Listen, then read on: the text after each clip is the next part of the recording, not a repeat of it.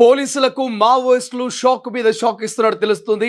Operation Kagar పేరుతో గత కొన్ని నెలల నుంచి కూడా దట్టకమైనటువంటి దండకార్యంలో పోలీసు భద్రతా బలగాలు కాల్పుల మోతను మోగిస్తున్నాయి, బుల్లెట్ల వర్షం కురిపిస్తున్నాయి. ఈ నేపథ్యంలో వరుస ఎన్కౌంటర్లతో మావోయిస్టులు అయితే మృతి చెందుతున్నారు. ఇప్పటికే మావోయిస్టు అగ్రనేతలు నంబాల కేశవరావుతో సహా అనేక మంది వరుస ఎన్కౌంటర్లో చనిపోతున్నటువంటి పరిస్థితి. ఈ నేపథ్యంలోనే ఇక మరి అడవుల్ని వీడి ఇక మావోయిస్టులు సిటీలోకి అడుగుపెట్టబోతున్నారు ఒక చర్చ జరుగుతుంది. ఈ నేపథ్యంలోనే ఇంటెలిజెన్సీ అలర్ట్ అయినట్టు తెలుస్తుంది. ఎక్కడికక్కడ మరి అడవుల చుట్టూ కూంబింగ్ నిర్వహిస్తూ పోలీసు భద్రతా బలగాలు ఎప్పటికప్పుడు మావోయిస్టులపై నిఘా పెంచినట్టుగా తెలుస్తుంది. ఒకసారి దానికి సంబంధించిన స్టోరీ చూద్దాం. నిజంగానే మావోయిస్టులు మరి అడవుల్ని వీడి జనజీవన స్రవంతిలో కలుస్తున్నారా? నిజంగానే సిటీలో మావోయిస్టులు అడుగు పెట్టారా? ఒకసారి ఆ స్టోరీ చూద్దాం. రైట్, ఏదైతే ఆపరేషన్ కగార్లో భాగంగా వరుస ఎన్కౌంటర్లో కీలక నేతలతో సహా వందల మందిని కోల్పోయిన మావోయిస్టులు ఇక పంతం మార్చుకున్నట్టు తెలుస్తుంది. వర్షాకాలంలో కూంబింగ్ ఆపేస్తే కాస్త కుదురుకోవచ్చని భావించిన నక్సలైట్లు ఇక కేంద్ర హోంమంత్రి ప్రకటనతో అడవులు వీడి జనారణ్యంలోకి వచ్చేందుకు ప్రయత్నిస్తున్నారా అంటే ఇంటెలిజెన్స్ వర్గాలు అవుననే సమాధానాన్ని కొంత చెప్తున్నట్టు తెలుస్తుంది. సో ఈ నేపథ్యంలో ఇంటెలిజెన్స్కున్న సమాచారం మేరకు అయితే సరిహద్దుల రాష్ట్రాల్లో పోలీసులను అలర్ట్ చేశాయి. దీంతో ఛత్తీస్గఢ్లోని సరిహద్దులో ఉన్నటువంటి అన్ని జిల్లాల పోలీసులు కూంబింగ్ను ముమ్మరం చేశాయి. అటవీ గ్రామాల్లో మావోయిస్టుల ఫోటోలతో వాలు పోస్టర్లు, ఫ్లెక్సీలు పెడుతూ గిరిజనులకు అవగాహన కల్పిస్తున్నారు. ఎవరైనా అనుమానితులు వస్తే తమకు సమాచారం ఇవ్వాలని, అలా కాకుండా మావోయిస్టులకు ఆశ్రయం కల్పిస్తే కఠిన చర్యలు ఉంటాయంటూ హెచ్చరిస్తున్నట్టుగా తెలుస్తోంది. ఇక వచ్చే ఏడాది మార్చి కల్లా మావోయిస్టుల్ని తుదిముట్టిస్తామంటూ ప్రతినిభుమని కేంద్ర ప్రభుత్వం ఏదైతే ఒక ప్రతిపాదన చేసిందో కేంద్ర ప్రభుత్వం, అదే ఆపరేషన్ కగార్ ఈ పేరుతో ఇక అన్నంత పని చేస్తోంది. 2024 ఏప్రిల్లో ఆపరేషన్ కగార్ మొదలయ్యింది. గడిచిన 18 నెలల కాలంలో 412 మంది మావోయిస్టుని కేంద్ర బలగాలు హతమార్చాయి. ఈ ఏడాది ఇప్పటికే 14 భారీ ఎన్కౌంటర్లో 203 మంది నక్సల్స్ కనుమూశారు.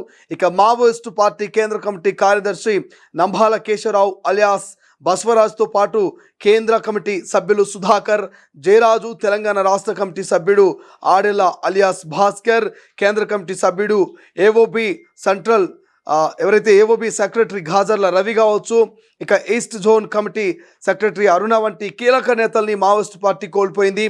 ఇలా వరుస ఎన్కౌంటర్లతో వందలాది మంది మావోయిస్టులతో పాటు కీలక నేతలను భద్రతా బలగాలు మట్టిపెట్టడంతో మిగిలిన మావోయిస్టులు దిక్కుచోతని ఏదైతే ఇక మిగిలినటువంటి మావోయిస్టులు వీళ్ళంతా కూడా దిక్కుతోచని స్థితిలో ఉన్నట్టుగా తెలుస్తోంది.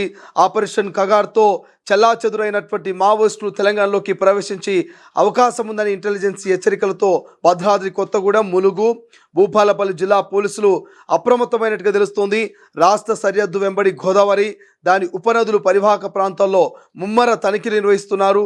భూపాలపల్లి జిల్లాలోని పలిమెల, ఇక మహముత్తారా మండలంలోని దమ్మూరు, బురగంగూడెం, నీలంపల్లి, వెంచంపల్లి గ్రామాల వద్ద ఉన్నటువంటి పెర్రీ పాయింట్లపై పోలీసులు నిఘా పెట్టారు. అటు ములుగు, ఇటు భద్రాద్రి కొత్తగూడెం జిల్లాలోని గోదావరి దాటే ప్రాంతాలపై డేగ కన్ను వేసింది పోలీసు భద్రతా బలగాలు. ఇక నదీ తీరం వెంబడి కూంబింగ్ నిర్వహిస్తున్నారు. ఇక రహదారుల వెంట వాహనాలు తనిఖీలు చేస్తూ ముమ్మరంగా పోలీసులు అయితే గాలిస్తున్నారు. ఇక అవసరమైన పత్రాలు, గుర్తింపు కార్డును పరిశీలిస్తున్నారు. ఏమాత్రం అనుమానం వచ్చిన అదుపులోకి తీసుకొని ప్రశ్నిస్తున్నారు. ఇక గిరిజనులు, ముఖ్యంగా గొత్తికోయలు నివసించే అటవీ గ్రామాలపై కూడా ప్రత్యేక నిఘా పెట్టారు పోలీసు భద్రతా బలగాలు. ఆయా గ్రామాల్లో మావోయిస్టుల ఫోటోలతో పోస్టర్లు, ఫ్లెక్సీలు ఏర్పాటు చేస్తున్నారు. ఫోటోల్లో ఉన్నవారు కనిపిస్తే తమకు సమాచారం ఇవ్వాలని పోలీసులు సూచిస్తున్నారు. సమాచారం ఇచ్చిన వారికి తగిన పారితోషికం ఇస్తామంటూ ప్రకటిస్తున్నారు. అదే సమయంలో మావోయిస్టులకు ఆశ్రయం కల్పించిన, సహకరించిన కఠిన చర్యలు తీసుకుంటామంటూ హెచ్చరికలు జారీ చేస్తున్నారు. ఇక ఇదిలా ఉంటే ఈ వర్షాకాలంలోనే కూంబింగ్ కొనసాగుతుందని తాజాగా కేంద్ర హోంశాఖ మంత్రి అమిత్ షా ప్రకటించడం మావోయిస్టులను షాక్ గురి చేసింది. నిజానికి ఎండాకాలంలో అడవులు పలచబడ్డాక మావోయిస్టుని వెంటాడే భద్రతా బలగాలు వర్షాకాలంలో కూంబింగ్ ఆపేస్తాయి. ఇందుకు చాలా కారణాలున్నాయి. అడవులు చిక్కబడతాయి, భద్రతా బలగాలు ముందుకు కదలడం కష్టమవుతుంది, పురుగు పుట్రతో ప్రాణాలు కోల్పోయే ప్రమాదం ఉంటుంది, అలాగే చిన్న చితక వాగులు అడ్డగిగా మారతాయి. దీంతో ఎప్పట్లాగే ఈ వర్షాకాలం కూంబింగ్ ఆపేస్తారని, ఆలోపు కుదుర్చుకోవచ్చని మావోయిస్టులు భావించాయి. కానీ అమిత్ షా ప్రకటనను బట్టి చూస్తే అలాంటి పరిస్థితులు లేవని, మావోయిస్టులకు ఏ చిన్న అవకాశం ఇవ్వకూడదనే కేంద్రం వ్యూహంగా స్పష్టమవుతోంది. దీనికి తోడు ఈ ఏడాది ప్రారంభం నుంచి జరుగుతున్నటువంటి నష్టాలతో మావోయిస్టులు కూడా తమ పంతా మార్చుకున్నట్టుగా తెలుస్తోంది. అడవుల్లో ఉండి భద్రతా దళాలకు చిక్కి పార్టీ మొత్తాన్ని కోల్పోయే కంటే జనాన్యాయంలోకి జన జీవన శ్రవంతిలోకి వెళ్ళి ఉద్యమాన్ని పునర్నిర్మించాలని మావోయిస్టు నేతలు భావిస్తున్నట్టుగా తెలిసింది. దీనిపై ఇంటెలిజెన్స్కి పక్కా సమాచారం అందడంతో మావోయిస్టు ప్రభావిత రాష్ట్రాలని కేంద్రం అప్రమత్తం చేస్తున్నటువంటి ఒక చర్చ అయితే పెద్ద ఎత్తున జరుగుతోంది.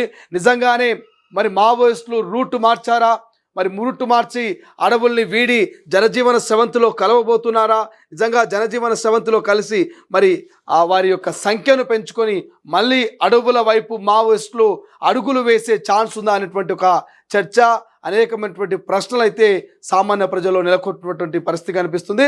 బట్ ఏదేమైనా పోలీసు భద్రతా బలగాలు మరి పక్కా సమాచారంతో అయితే ఇక ఇప్పటికే తెలుగు రాష్ట్రాలు కావచ్చు, ఇతర జిల్లాల వారిగా అడవుల చుట్టూ భారీ కూమింగ్ నిర్వహిస్తుంది. గోదావరి కావచ్చు, ఇతర నది పరివాహక ప్రాంతాల్లో దట్టమైనటువంటి అడవుల నుంచి మరి మావోయిస్టులు కనుక వచ్చినా గూడాలకు వెళ్ళినా ఆ గూడాలో ఉన్నటువంటి గిరిజన ఆదివాసీ బిడ్డలకి మరి అలర్ట్ చేస్తుంది. ఎటువంటి సమాచారం తెలిసినా పోలీసులకు చేరవేయాలని ఇప్పటికే పోస్టర్లు వేసి పోస్టర్ల ద్వారా అక్కడ గిరిజన బిడ్డల్ని వారిని అవగాహన కల్పిస్తూ ఈ పోస్టర్లో ఉన్నటువంటి వ్యక్తుల్ని పట్టించినా సమాచారం ఇచ్చినా తగిన పారితోషికం ఇస్తాము, లేని ఎడల ఎవరైతే మావోయిస్టులకు సహకరిస్తారో మావోయిస్టులకి మరి ఆశ్రయం కల్పిస్తారో అటువంటి వారిపైన ఖచ్చితంగా యాక్షన్ ఉంటుందంటూ మరి పోలీసు భద్రతా బలగాలు ఇప్పటికైతే ఆదివాసీ గూడాల్లో ఉన్నటువంటి గిరిజనుల్ని హెచ్చరిస్తున్నటువంటి పరిస్థితి మనకు కనిపిస్తుంది. ఇంకోవైపు భద్రాద్రి కొత్తగూడెం కావచ్చు, ములుగు కావచ్చు, ఆ జిల్లాల పరిసర ప్రాంతాల్లో ఇటు రోడ్డు మార్గము అదేవిధంగా అడవి మార్గాల్లో వస్తున్నటువంటి వాహనాలు కానీ వ్యక్తులను కానీ పోలీసులు తనిఖీలు చేస్తున్నారు. వారి దగ్గర ఉన్నటువంటి ఆ సర్టిఫికేట్ని వెరిఫై చేసుకున్న తర్వాతనే ఏదైనా కారుపై కానీ బండి మీద వచ్చినా కానీ మరి వాళ్ళ డాక్యుమెంట్స్ని వెరిఫై చేసుకున్న తర్వాత పక్కా ఇది ఇది ఇది ఇతను మావోయిస్ట్ కాదు, మావోయిస్టు సానుభూతిపరుడు కాదు అన్నటువంటి అంశాన్ని క్లారిటీ తీసుకున్న తర్వాత ఇక పోలీస్ భద్రతా బలగాలు అయితే వారిని పంపిస్తున్నటువంటి పరిస్థితి మనకు కనిపిస్తుంది. సో కొంత అనుమానం వచ్చినా వీళ్ళు ఖచ్చితంగా మావోయిస్టులు సానుభూతి పరులు అనిపించినా మావోయిస్టులు సంబంధించినటువంటి కొన్ని ఆనవాళ్ళు కనిపించిన వాళ్ళని మరి కస్టడీలోకి తీసుకొని విచారించేందుకు పోలీసులు సిద్ధమవుతున్నట్టు తెలుస్తోంది. రైట్, తొలి వెలుగు స్క్రీన్ మీద కూడా మనం విజువల్స్ చూస్తున్నాం. ప్రస్తుతం ఎక్కడికక్కడ అడవుల్లో చుట్టూ పోలీసు భద్రతా బలగాలు జల్లెడ పడుతూనే సిటీ ఏరియాలో కూడా కొంత తనిఖీలు చేస్తున్నటువంటి విజువల్స్ చూస్తున్నాం. అంటే సిటీలోకి ఎంటర్ అయ్యే ఛాన్స్ ఉన్నటువంటి ఇంటెలిజెన్స్ ఇన్ఫర్మేషన్తో పోలీసులు కొంత అలర్ట్ అయ్యి ఈ రకంగా తనిఖీలు చేస్తున్నట్టుగా అయితే కొంత తెలుస్తోంది. సో చూద్దాం మరి ఏం జరగబోతుంది భవిష్యత్తులో. నిజంగా ఈ వర్షాకాలం కూంబింగ్ నిర్వహించి ఎన్కౌంటర్లో మావోయిస్టుని మరి నిజంగానే జల్లెడ పట్టే అవకాశం ఉందా దట్టమైనటువంటి ధనకార్యానంలో, లేకపోతే బ్రేక్ ఇస్తారా? బట్ కేంద్ర ప్రభుత్వం ఇస్తున్నటువంటి సమాచారం మేరకు మాత్రం కేంద్ర ప్రభుత్వం చేసే ప్రకటనలను చూస్తే మాత్రం 2026 మార్చ్ 31 వరకు ఎటువంటి విరామం లేకుండా ఎటువంటి బ్రేక్ లేకుండా మరి దట్టమైన దండకార్యానంలో మరి కూంబింగ్ నిర్వహించేటువంటి ఛాన్స్ అయితే కనిపిస్తుంది. చూద్దాం ఈ గడ్డు కాలంలో మరి మావోయిస్టులు నిర్ణయం, మావోయిస్టులు వేసే ప్రతి అడుగు ఎటువైపుగా వెళ్తుందనేది.